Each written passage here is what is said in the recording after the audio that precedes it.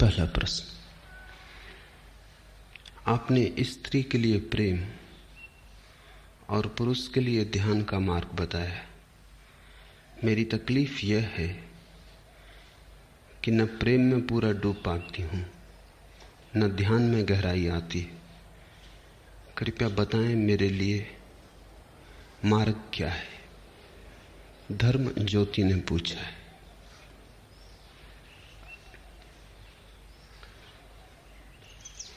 धर्म गुरुओं का डाला हुआ जहर बाधा बन रहा है। उस जहर से जब तक छुटकारा न हो, प्रेम तो असंभव है, क्योंकि प्रेम की सदा से निंदा की गई है। प्रेम को सदा बंधन कहा गया है, और चूंकि प्रेम की निंदा की गई है और प्रेम को बंधन कहा गया है, इसलिए स्त्री भी सदा अपमानित की गई है। जब तक प्रेम स्वीकार न होगा तब तक स्त्री भी सम्मानित नहीं हो सकती, क्योंकि स्त्री का स्वभाव प्रेम है।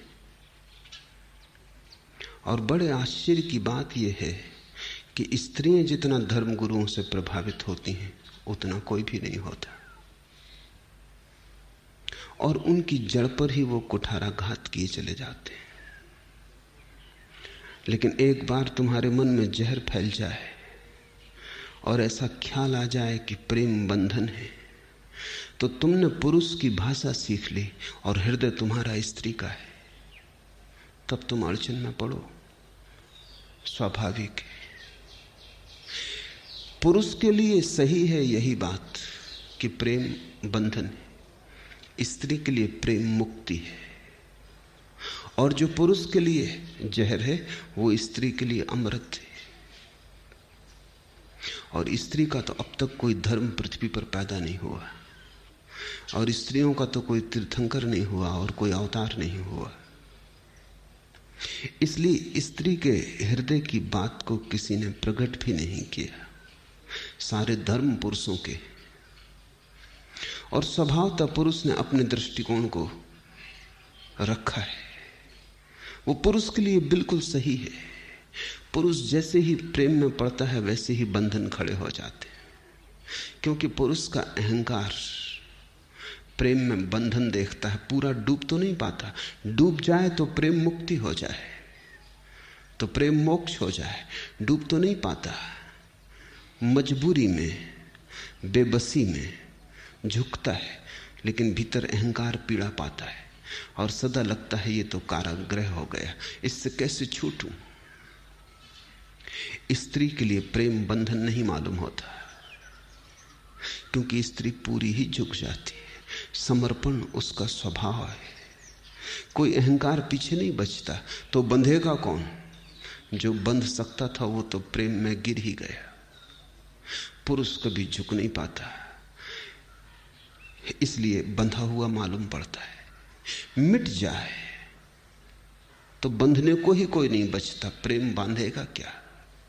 और जब बंधने को कोई नहीं बचता तो प्रेम मुक्त करता है, प्रेम परम स्वतंत्र हो जाता है। लेकिन समर्पण के बाद पुरुष की अड़चन है, संकल्प तो कर सकता है, समर्पण नहीं कर सकता। स्त्री की अड़चन है, समर्पण तो कर सकती है, संकल्प नहीं कर सकती। मगर इसको अड़चन बनाने की जरूरत नहीं है, जो जहां है वहीं से मार्ग खोजना चाहिए। दूसरे की भाषा मत सीखना, अन्यथा अड़चन होगी। धर्म ज्योति के साथ यही हुआ है, महात्माओं के सत्संग में रही है। महात्माओं ने पूरे मन को विकृत कर दिया है। उन्होंने जो भी सिखाया है वो पीछा नहीं छोड़ रहा है। मेरी बात भी सुन रही है, लेकिन महात्मा बीच में खड़े, वो मेरी बात को भीतर प्रवेश नहीं होने देते। उनका संस्कार पुराना है, और ऐसा भी नहीं कि एक जन्म का हो, बहुत जन्मों का हो सकता है। और जब तक ये महात्माओं की भीड़ विदा न होगी तब तक प्रेम तो संभव नहीं हो पाएगा। और प्रेम भी कहीं चुल्लू चुल्लू किया जाता है, थोड़ा थोड़ा किया जाता है, प्रेम तो बाढ़ है। प्रेम तो कोई हिसाब किताब नहीं रखता, वहां कोई गणित नहीं है। प्रेम तो तुम पूरे डूब जाओ तो ही है, नहीं तो नहीं है। लेकिन प्रेम शब्द में ही घबराहट मालूम होती। सदियों सदियों के संस्कार हैं। तो जब मैं तुमसे प्रेम की बात करता हूं तब भी तुम समझते हो ऐसा नहीं है, तब भी बात तुम तक पहुंच जाती है ऐसा नहीं है। पुरुषों तक न पहुंचे कोई अड़चन नहीं, क्योंकि ध्यान से उनके लिए सुविधा है। प्रेम से ज्यादा सुविधा है उनके लिए ध्यान के द्वारा। भक्ति पुरुषों को जमती ही नहीं, प्रेम के साथ तालमेल नहीं बैठता। और कभी अगर अपवाद रूप कोई पुरुष भक्त हो गया हो तो अपवाद रूप ही कोई स्त्री ध्यानी हुई है, लेकिन उससे नियम निर्मित नहीं होता। पुरुष ध्यान से जाएगा। ध्यान है परम संकल्प। ध्यान का अर्थ समझ लो, ध्यान का अर्थ है अकेले हो जाने की क्षमता। दूसरे पर कोई निर्भरता न रह जाए, दूसरे का ख्याल भी विस्मृत हो जाए। सभी ख्याल दूसरे के हैं, ख्याल मात्र पर का है। जब पर का कोई विचार न रह जाए तो स्व शेष रह जाता है, और उस स्व के शेष रह जाने में स्व भी मिट जाता है, क्योंकि स्व अकेला नहीं रह सकता, वो पर के साथ ही रह सकता है। जिस नदी का एक किनारा खो गया उसका दूसरा भी खो जाएगा। दोनों किनारे साथ साथ हैं। अगर सिक्के का एक पहलू खो गया तो दूसरा पहलू अपने आप नष्ट हो जाएगा। दोनों पहलू साथ साथ हैं। जिस दिन अंधकार खो जाएगा उसी दिन प्रकाश भी खो जाएगा। ऐसा मत सोचना कि जिस दिन अंधकार खो जाएगा उस दिन प्रकाश ही प्रकाश बचेगा। इस भूल में मत पड़ना, क्योंकि वो दोनों एक ही सिक्के के दो पहलू हैं। जिस दिन मौत समाप्त हो जाएगी उसी दिन जीवन भी समाप्त हो जाएगा। ऐसा मत सोचना कि जब मौत समाप्त हो जाएगी तो जीवन अमर हो जाएगा। इस भूल में पड़ना ही मत। मौत और जीवन एक ही घटना के दो हिस्से,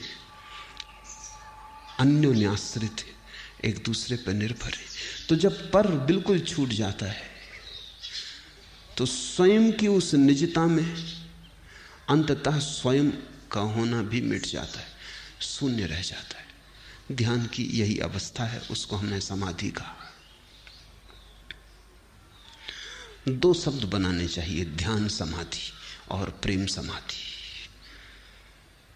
समाधि तो दोनों में एक ही है, लेकिन दोनों के मार्ग बड़े अलग हैं। पुरुष को जो समाधि उपलब्ध होती, जो बुद्ध को उपलब्ध हुई, वह है ध्यान समाधि। पर को छोड़ा, स्व छूट गया, समाधि उपलब्ध हुई। मीरा को जो समाधि उपलब्ध हुई वो है प्रेम समाधि। पर को नहीं छोड़ा, स्वयं को समर्पित किया। इतना समर्पित किया कि स्व न बचा, पर ही बचा। और जब पर अकेला बचा तो पर भी मिट गया, समाधि उपलब्ध हो गई। जहां दो मिट जाते हैं वहां समाधि। लेकिन मीरा की समाधि प्रेम से आई, बुद्ध की समाधि ध्यान से आई। समाधि तो एक है, लेकिन मार्ग बड़ा अलग अलग है। बुद्ध की बात सुन सुन के प्रेम से आस्था उठ गई। पुरुष की उठ जाए कोई हर्जा नहीं, लाभपूर्ण है। लेकिन स्त्री की उठ जाए तो खतरा है, क्योंकि पुरुष के स्वभाव के तो अनुकूल है ध्यान का मार्ग, स्त्री के स्वभाव के अनुकूल नहीं है। और स्त्री पुरुष विपरीत है, इसलिए तो उनमें इतना आकर्षण है। और ऋण और धन विद्युत की तरह है, दिन और रात की तरह, जीवन और मृत्यु की तरह विपरीत है। और इसलिए तो इतना आकर्षण है।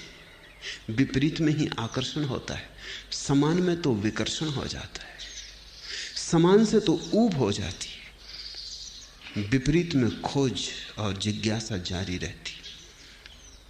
अच्छा है कि पुरुष और स्त्री विपरीत, अन्यथा संसार में सब रस खो जाए। स्त्री और पुरुष जितने विपरीत हों उतना ही सुखद है। जितना उनके बीच फासला हो, जितना दोनों के बीच दूरी हो, और दोनों जितने एक दूसरे से भिन्न हो, उतना ही उनके बीच संबंध की गरिमा निर्मित होगी, संबंध के शिखर निर्मित होंगे। मनुष्य ने अपने अतीत में स्त्री और पुरुष को जितना भिन्न बन सके बनाने की कोशिश की थी, इसलिए प्रेम की बड़ी अनूठी घटनाएं घटी। पश्चिम में आधुनिक युग में स्त्री और पुरुष को पास लाने की चेष्टा की गई। प्रेम समाप्त हुआ जा रहा है क्योंकि स्त्री पुरुष करीब करीब समान मालूम होने लगे। स्त्री पुरुष समान होने चाहिए न्याय की दृष्टि में, समान नहीं होने चाहिए स्वभाव की दृष्टि से। बड़े असमान हैं, बड़े भिन्न हैं। असमान का यह अर्थ नहीं कि स्त्री पुरुष से नीची है या पुरुष स्त्री से ऊंचा है। असमान का अर्थ कि दोनों बड़े भिन्न हैं, जैसे रात और दिन, रोशनी और अंधेरा, इतना ही फासला है। कानून उनको समान माने, लेकिन मनोविज्ञान उन्हें समान नहीं कह सकता। और अगर समान बनाने की चेष्टा की गई तो जितने स्त्री पुरुष समान होते जाएंगे उतना ही स्त्री पुरुष जैसी हो जाएगी, पुरुष स्त्री जैसा हो जाएगा। उन दोनों के बीच का आकर्षण खो जाएगा। उन दोनों के बीच जो एक मधुर तनाव है, प्रेम भी है और संघर्ष भी है। मधुर तनाव है, लगाव भी है और विरोध भी है। कभी फूल भी खिलते हैं, कभी कांटे भी चुभ जाते हैं, पास भी आते हैं, दूर भी हटते हैं, निमंत्रण भी है, अस्वीकार भी है। उन दोनों के बीच ये जो बड़ा खेल चलता है जीवन का, ये जो सारी लीला है जीवन की, वो मधुर है, वो शुभ है, सुंदर है। और उस सब का आधार यह है कि स्त्री समर्पण करने में कुशल है। स्त्री हार के जीतती है, उसके जीतने का ढंग वही है। वो चरणों में रख देती है अपने को और सिरताज हो जाती है। वो अपने को खो देती है और पुरुष के रोए रोए में समा जाती है। इसी से पुरुष घबराता है, क्योंकि पुरुष जानता है उसका समर्पण खतरनाक है। उसके समर्पण में ही बंधन पैदा हो जाता है। पुरुष अपने को बंधा अनुभव करता है क्योंकि उसका अहंकार है। वो स्वाभाविक है कि वो अपने को बचाए, लड़े, संघर्ष करे। उसकी यात्रा अलग है। पुरुष बहिर्मुखी है, स्त्री अंतर्मुखी है। पुरुष और स्त्री जब एक दूसरे को प्रेम भी कर रहे हो तो पुरुष आंख खोल के प्रेम करता है, स्त्री आंख बंद करके। जब भी स्त्री भाव में होती आंख बंद कर लेती, क्योंकि जब भी भाव में होती तब वो अंतर्मुखी हो जाती है। वो प्रेम भी जिस व्यक्ति को करती है उसको भी जब ठीक से देखना चाहती तो आंख बंद कर लेती। ये भी कोई देखने का ढंग हुआ, मगर यही स्त्री का ढंग है, क्योंकि ऐसे आंख बंद करके ही वो उस चिन्मय को देख पाती है। आंख खोल के तो मृण्मय दिखाई पड़ता है। और स्त्री जब भी किसी को प्रेम करती तो परमात्मा से कम नहीं मानती। आंख बंद करके परमात्मा दिखाई पड़ता है, आंख खोलो तो मिट्टी की देह। लेकिन पुरुष का रस भीतर में कम है, बाहर में जाता है। पुरुष आंख खोल के प्रेम करना चाहता है। प्रेम के क्षण में भी चाहता है कि रोशनी हो, ताकि वो स्त्री की देह को ठीक से देख सके। तो पुरुषों ने तो स्त्रियों की नग्न मूर्तियां बहुत बनाई हैं, स्त्रियों ने पुरुषों की एक भी नग्न मूर्ति नहीं बनाई। और पुरुषों ने तो स्त्रियों के नाम पर कितना अश्लील पोर्नोग्राफी और साहित्य और चित्र और पेंटिंग्स की हैं, स्त्रियों ने एक भी नहीं की। क्योंकि पुरुष का रस देह में, रूप में, रंग में, बहिर में, स्त्रियों को तो भरोसे नहीं आता कि शरीर के चित्रण में इतनी उत्सुकता क्यों है, क्योंकि स्त्री को तो शरीर के पार के देखने की सुविधा है। उसके पास एक झरोखा है जहां से वो देह को भूल जाती है और परमात्मा को देख लेती है। पुरुषों ने नहीं समझाया है स्त्री को कि पति परमात्मा है। ये स्त्रियों की प्रतीति है कि जिसको भी उन्होंने प्रेम किया उसमें परमात्मा देखा। जहां प्रेम की छाया पड़ी वहीं परमात्मा प्रकट होता है। जहां प्रेम की भनक आई वहीं परमात्मा के आने का प्रारंभ हो जाता है। प्रेम के पग ध्वनि में परमात्मा की पग ध्वनि अपने आप सुनाई पड़ने लगती है। लेकिन पुरुष बंधा अनुभव करता है, उसकी यात्रा बहिर यात्रा है, उसे चांद तारों पे जाना है, उसे दूर को जीतना है, उसे संसार को विजय करना है। ऐसे अगर घर में बंध जाएगा तो फिर ये दूर की यात्रा का क्या होगा? बाजार में कौन जीतेगा? दिल्ली में कौन विराजमान होगा? कहाँ जाएगा? कौन भागेगा? इस आपाधापी को कौन करेगा? तो जैसे ही जितना ही महत्वाकांक्षी पुरुष हो उतना ही स्त्री से बचेगा। महत्वाकांक्षी राजनीतिज्ञ हो स्त्री से बचेगा, क्योंकि अगर स्त्री ने बांध लिया तो स्त्री काफी संसार है, फिर उसके पार संसार बचता नहीं। वैज्ञानिक महत्वाकांक्षी हो, अन्वेषण में लगा हो, स्त्री से बचेगा। ध्यान करने वाला ध्यानी हो, स्त्री से बचेगा, क्योंकि स्त्री पूरी तरह घेर लेती है कि फिर कुछ और करने की सुविधा नहीं रह जाती। ध्यान न करने देगी, शास्त्र न पढ़ने देगी, चुनाव न लड़ने देगी, धन न कमाने देगी, क्योंकि चारों तरफ से घेर लेगी। स्त्री तुम्हारे चारों तरफ प्रेम का एक घर बनाती, उसमें तुम्हें लगता है कि तुम घुटे घुटे अनुभव करते हो, क्योंकि तुम्हारी महत्वाकांक्षा मरती। वही पुरुष स्त्री के प्रेम के लिए राजी हो सकता है जो अहंकार को छोड़ने को राजी हो। ये पुरुष के लिए बहुत कठिन है। इसका एक ही उपाय है उसके लिए, ध्यान, कि वो गहरे ध्यान में उतरे। तो मेरे देखने में ऐसा है कि अगर पुरुष गहरे ध्यान में उतर जाए तो ही प्रेम के योग्य हो पाता है, और स्त्री अगर प्रेम में उतर जाए तो ही ध्यान के योग्य हो पाती है। स्त्री सीधे ध्यान न कर सकेगी। तुम उसे लाख समझाओ कि चुप हो के शांत बैठ जाओ, वो कहेगी लेकिन किसके लिए? किसको याद करे, किसका स्मरण करे, किसकी प्रतिमा सजाए, किसका रूप देखें भीतर? मंदिरों में जो प्रतिमाएं हैं वो सभी स्त्रियों ने रखी। परमात्मा के नाम के जितने गीत हैं वो सब स्त्रियों ने गाए। भजन है, कीर्तन है, उसका अनूठा रस स्त्रियों ने लिया है। और पुरुष और स्त्री के बीच बड़ी बेबूझ पहेली है, वो एक दूसरे को समझ नहीं पाते। समझें भी कैसे? तुम जिस स्त्री के साथ जीवन भर रहे हो या जिस पुरुष के साथ जीवन भर रहे हो उसको भी समझ नहीं पाते, क्योंकि भाषा अलग है, यात्रा अलग है, दोनों के सोचने का, होने का ढंग अलग है। जिस दिन दुनिया में ठीक ठीक समझ आएगी उस दिन स्त्री का मनोविज्ञान अलग होना चाहिए, पुरुष का मनोविज्ञान अलग। उन दोनों के मन अलग हैं, इसलिए सिर्फ मनोविज्ञान कहने से कुछ भी ना होगा। मनोविज्ञान से क्या पता चलता है? किसका मनोविज्ञान, स्त्री का या पुरुष का? स्त्री का मन का ढांचा ही अलग है, पुरुष के मन का ढांचा अलग है। इसलिए पुरुष महावीर और बुद्ध बन जाता है। महावीर को हमने नाम दिया जिन, जिसने जीत लिया।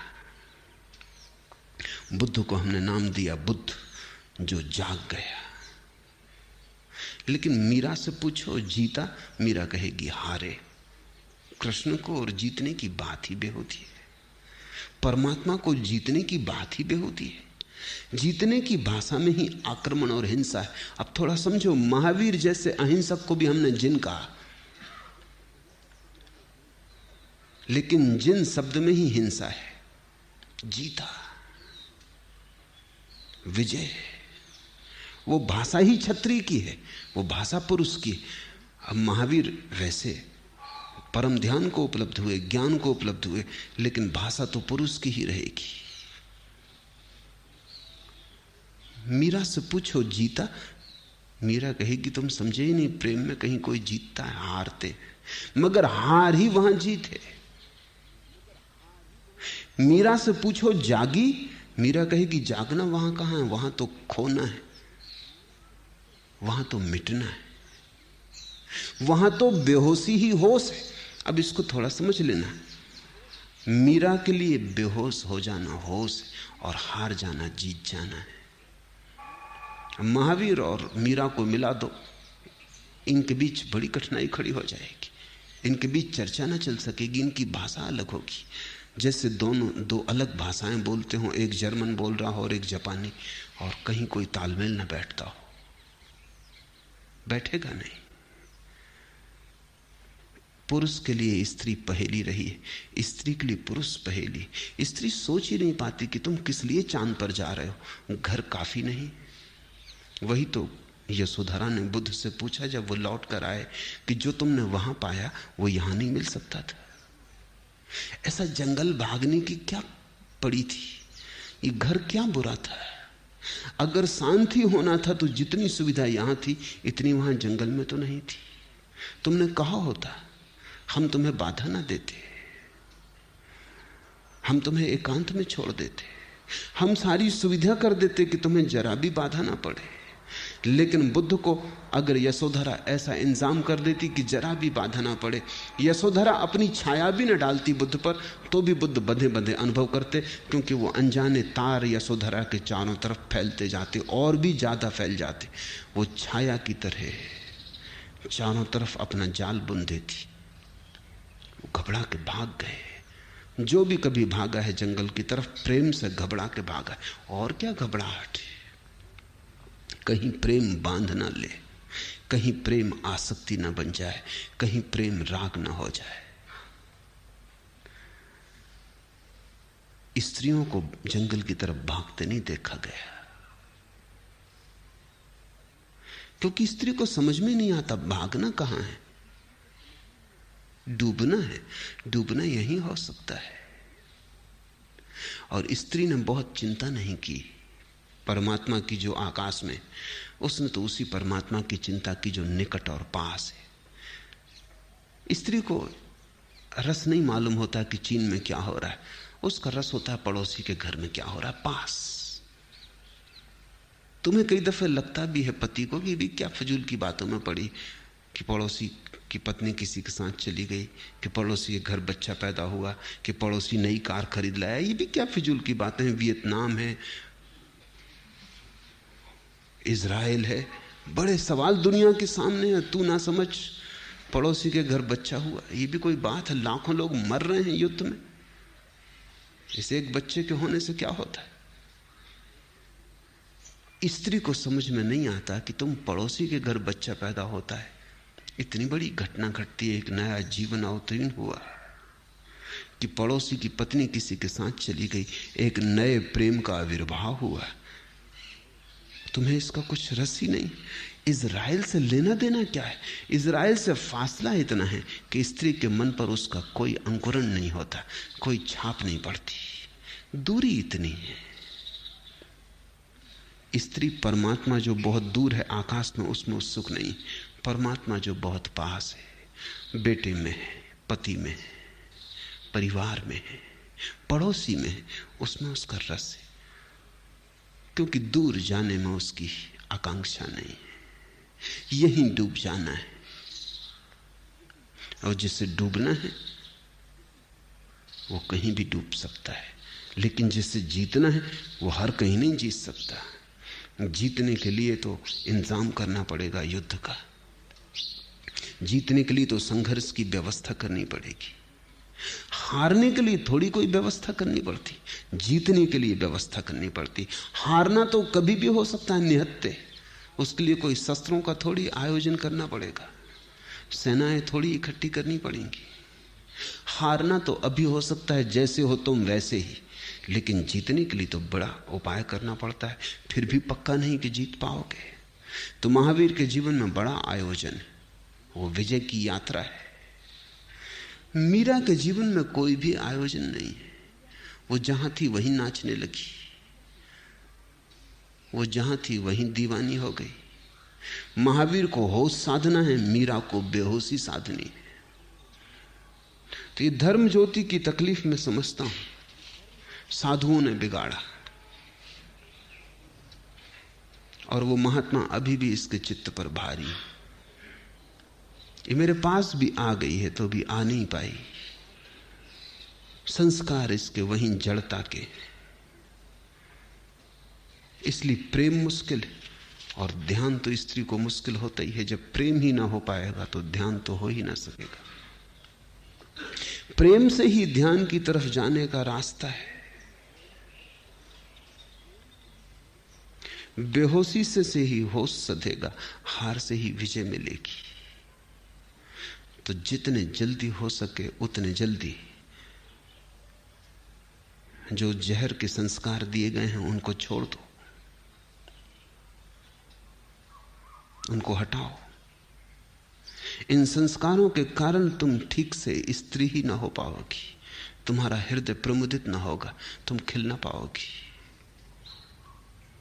ध्यान रखो, अगर प्रेम ही ना सधा तो ध्यान तो कैसे सधेगा। प्रेम को ही साध लो तो ध्यान भी सध जाएगा। प्रेम की ही अन्यतम गहराई में ध्यान का फूल खिलेगा। वही स्त्री के लिए मार्ग है। हां, कुछ कभी कभी अपवाद स्वरूप कुछ स्त्रियों ने ध्यान भी साधा है, लेकिन अपवाद को मैं नियम नहीं बनाता। कश्मीर में एक स्त्री हुई लल्ला, उसकी महावीर से बैठ जाती बात। वो महावीर जैसी ही नग्न रही, कोई दूसरी स्त्री पूरी पृथ्वी पर नहीं रही।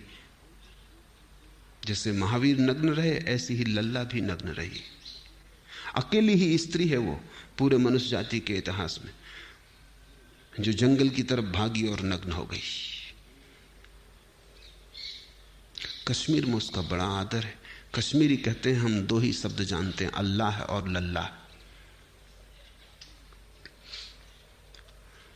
मगर लल्ला स्त्रियों की प्रतिनिधि नहीं है, वो अपवाद है। ऐसे ही चैतन्य हुए पुरुषों में वो अपवाद है, वो पुरुषों के प्रतीक नहीं है। प्रतीक तो महावीर ही है। चैतन्य नाचे स्त्रियों जैसे, भक्ति विभोर, ठीक है, लेकिन उनसे नियम नहीं बनते। और हमेशा ध्यान रखना, नियम से चलने की कोशिश करना। और जो अपवाद है वो पूछने ना आएगा, जो नियम है वही पूछने आया है। अपवाद जो है वो तो पूछते ही नहीं। अपवाद अगर धर्म ज्योति होती तो ध्यान सधने लगता। अपवाद नहीं है तो स्त्री गलत बातों के प्रभाव में पड़ गई। पुरुषों का जहर सिर पर हावी हो गया है। अब वो बाधा डाल रहा है, वो प्रेम नहीं करने देता। और जितना ये ध्यान करने की कोशिश करती है वो झूठी है। ये कोशिश सिर्फ प्रेम से बचने के लिए करती है। इसकी जो ध्यान की कोशिश चल रही है वो सिर्फ इसीलिए ताकि प्रेम में ना उलझना पड़े। और प्रेम तो पाप है, प्रेम तो झंझट है, उससे बचना है तो ध्यान करना है। और मैं तुमसे कह रहा हूं कि प्रेम से ही ध्यान होगा। और तुम प्रेम से बचने को ध्यान करने चलोगी, कठिनाई हो जाएगी, अधर में अटक जाओगी, त्रिशंकु की दशा हो जाएगी। और देर नहीं लगती, अगर समझ में बात आ जाए तो एक क्षण में छोड़ा जा सकता है सब कचरा। क्योंकि कचरा कचरा ही है, वो कभी स्वभाव नहीं बनता। भीतर तो स्वच्छ स्त्री मौजूद है, महात्माओं से बिगाड़ नहीं सकते। महात्माओं की बातचीत ऊपर ऊपर के पत्ते हैं, नीचे तो धारा बह रही है स्त्रीण स्वभाव की। जरा पत्तों को हटा दो और भीतर की नदी प्रकट हो जाएगी। लाख पत्ते दबा दें नदी को, यहां पूना की नदी दब जाती है बिल्कुल पत्तों में, फिर दिखाई ही नहीं पड़ती। लेकिन तो भी भीतर है। पत्ते लाख दबा दें तो भी जरा सा हटाओ और नदी प्रकट हो जाती है।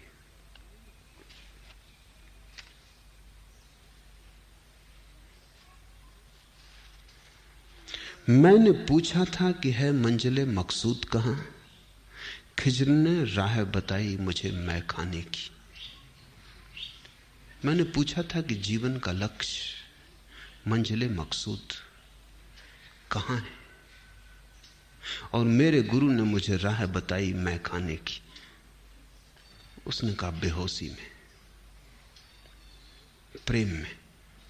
मैंने पूछा था कि मंजिले मकसूद कहां है, मंजिले मकसूद कहां, खिज्र ने राह बताई मुझे मैं खाने की। स्त्री के लिए वही राह है, मैं खाने की, बेहोशी की, खोने की, लीन हो जाने की, तल्लीन हो जाने की, अपने को इस तरह मिटा देने की कि भीतर कोई बचे ही ना। जिससे प्रेम किया है वही बच रहे। प्रेमी बचे, प्रेसी खो जाए।